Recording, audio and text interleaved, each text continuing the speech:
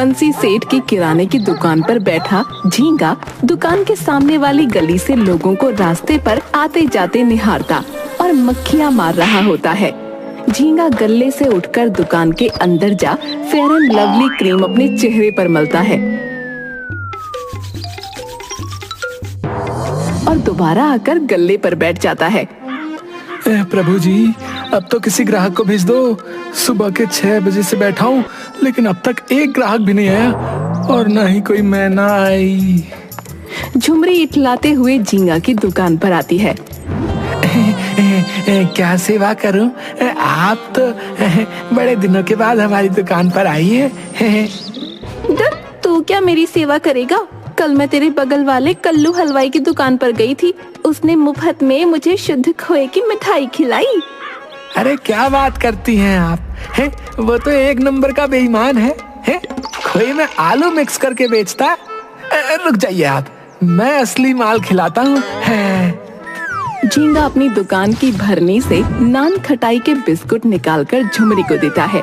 झुमरी स्वाद लेकर बिस्कुट बड़े चाव से खाती है और झींगा प्यार भरी निगाहों से उसे देखता रहता है।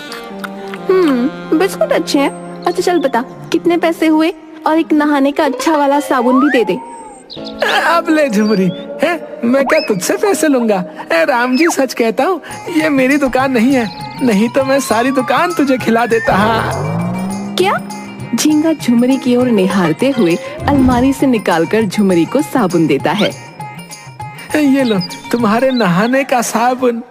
इस साबुन से नहाते ही तुम्हारा चेहरा टमाटर की तरह लाल लाल हो जाएगा। झींगा और झुमरी दोनों आंखों ही आंखों में नैन मटक्का कर रहे होते हैं। उसी वक्त दुकान के मालिक बंसी सेठ दुकान पर आते हैं।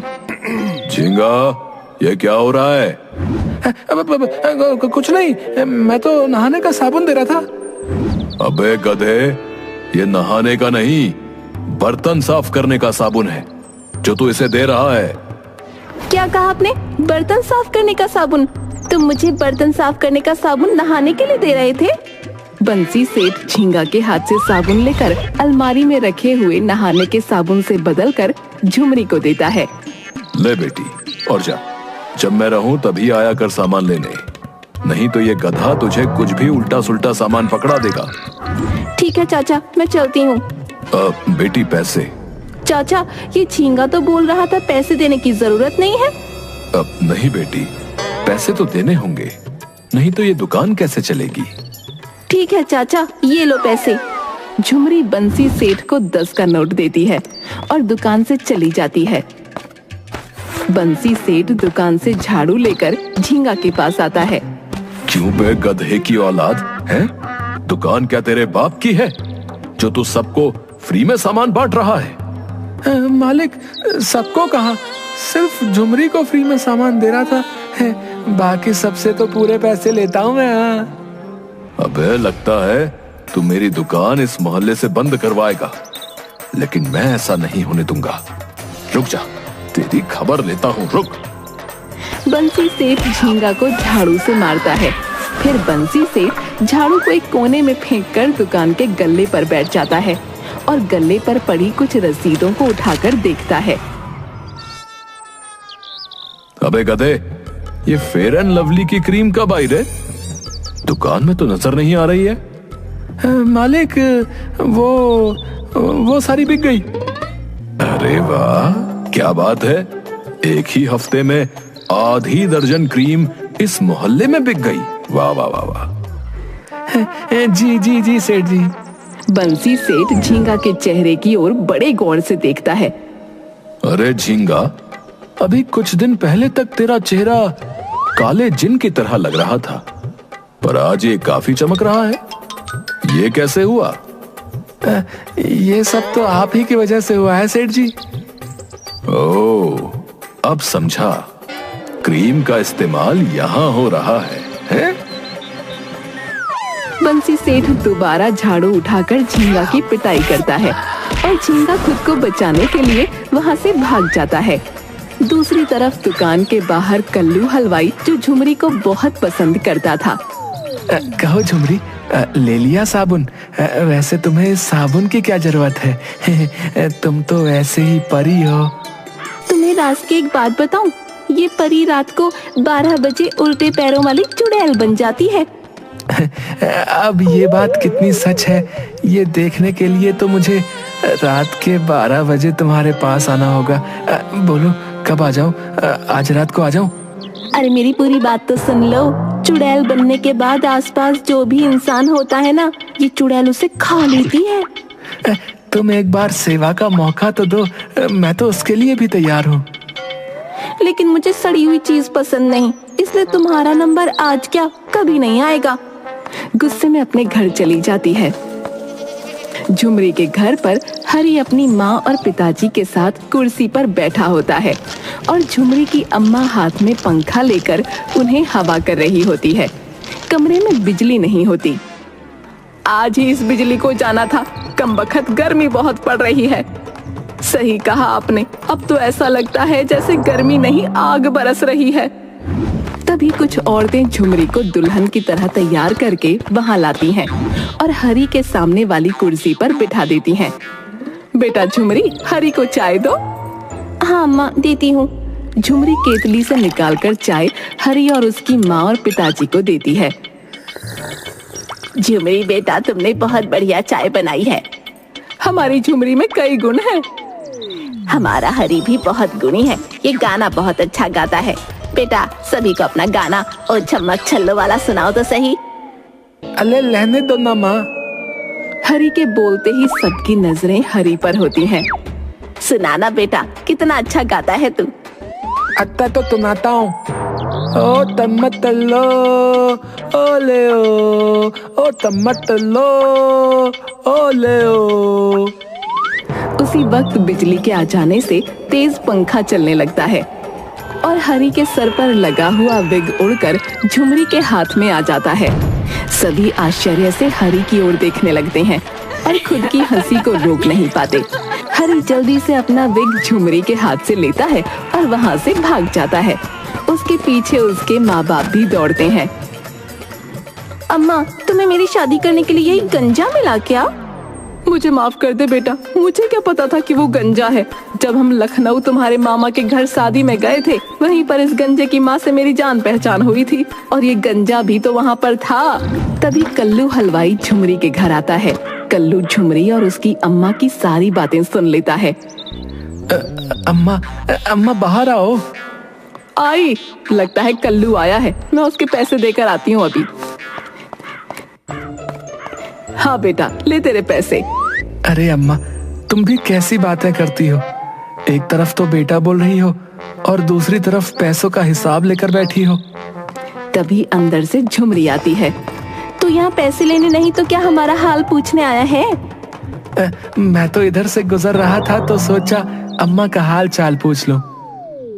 तू अपनी बकवास बंद कर और मुझे सब पता है तू यहाँ क्यों आया है। अरे झुमरी, तू अंदर जा, मैं अभी आती हूँ। कल्लू, ये ले बेटा तेरे पैसे। अम्मा मुझे माफ करना, लेकिन मैंने तुम्हारी और झुमरी की सारी बातें सुन ली। वैसे तुम्हें झुमरी की शादी के लिए इतना परेशान होने की क्या जरूरत है? अपने यहाँ भी तो कितने अच्छे अच्छे लड़के हैं और फिर झुमरी तो देखने और सुनने में भी अच्छी है। तुम आसपास इसके लिए रिश्ता क्यों नहीं देखती? लड़की पास रहेगी तो तुम्हें भी सुकून रहेगा। आसपास कहाँ है लड़का बेटा? मुझे तो कोई दिखता ही नहीं अपने यहाँ। यहाँ तो सब लफंगे भरे पड़े हैं, इसीलिए तो मजबूरी में इसका ब्याह दूर देख रही हूँ।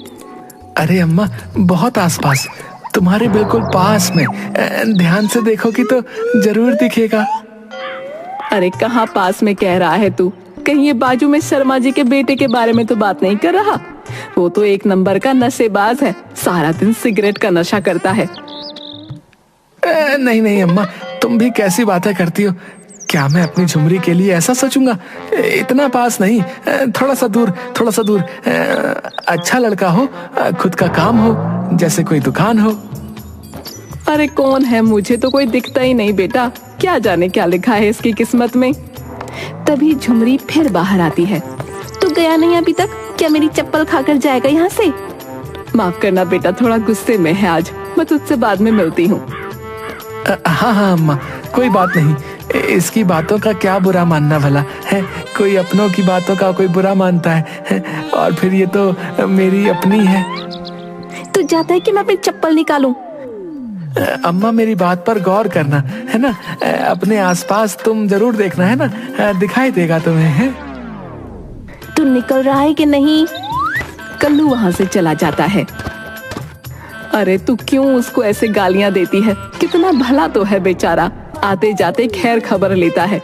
आजकल के जमाने में कौन किसको पूछता है।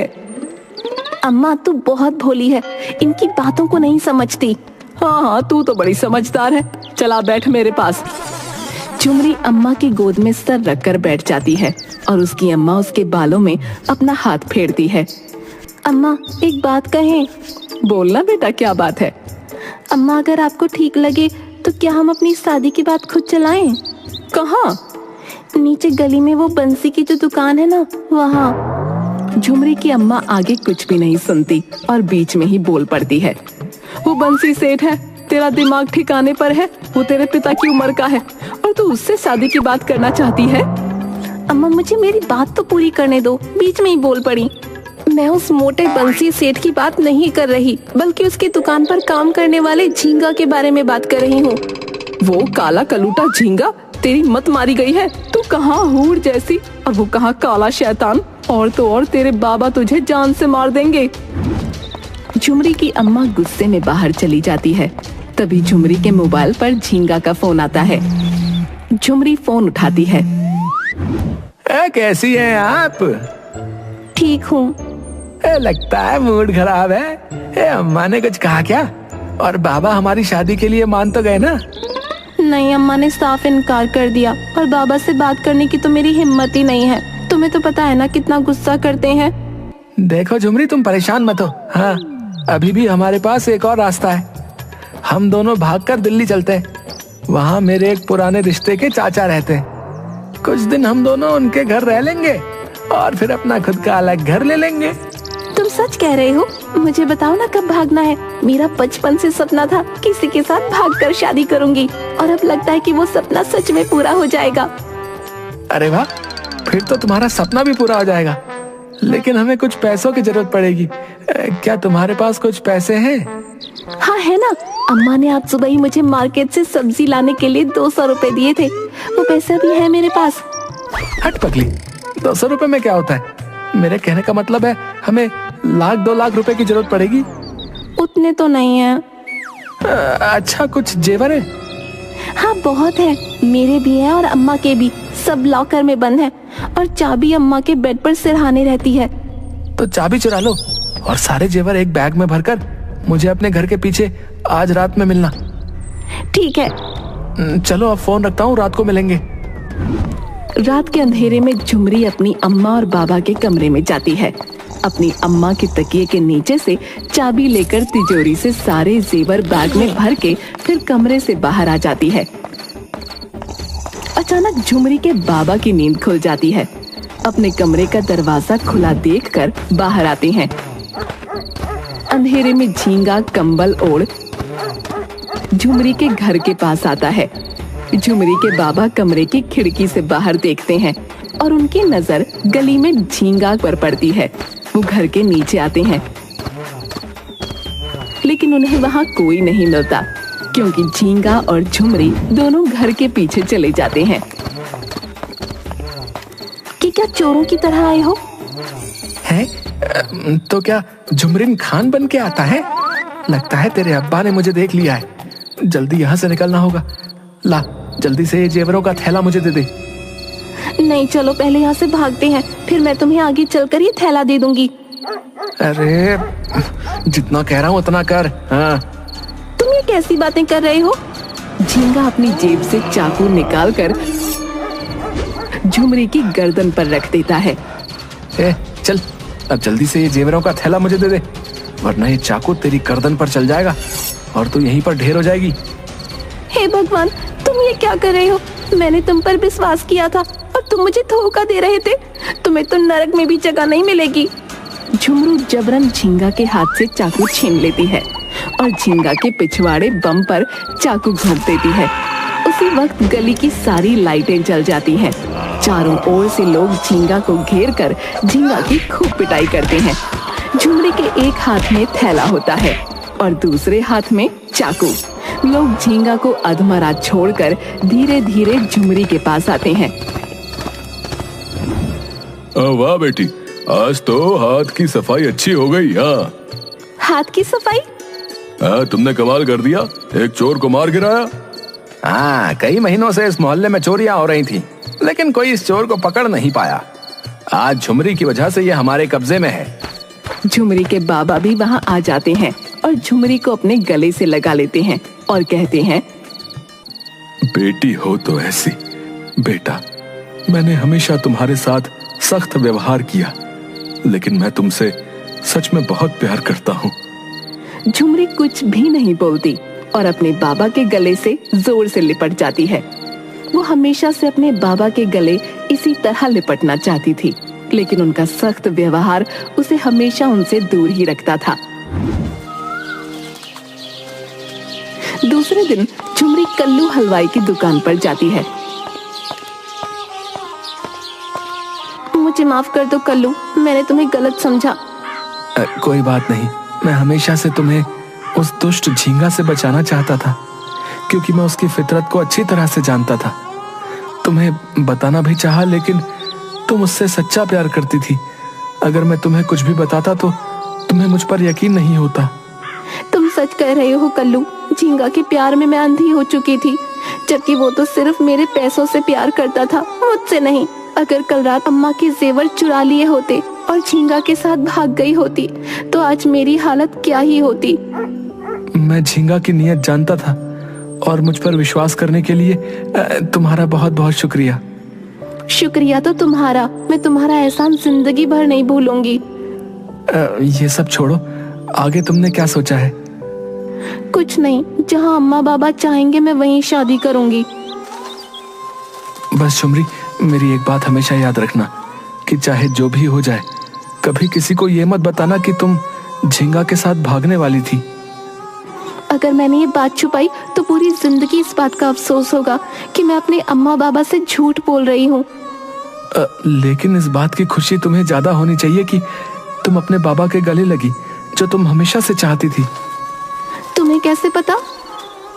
ये सब छोड़ दो कि मुझे कैसे पता। बस आज तुम्हें जो खुशी मिली है उसे पूरी जिंदगी संभाल कर रखना, और हमेशा याद रखना कि कभी कभी एक छोटा सा झूठ हमारी पूरी दुनिया बसा भी सकता है।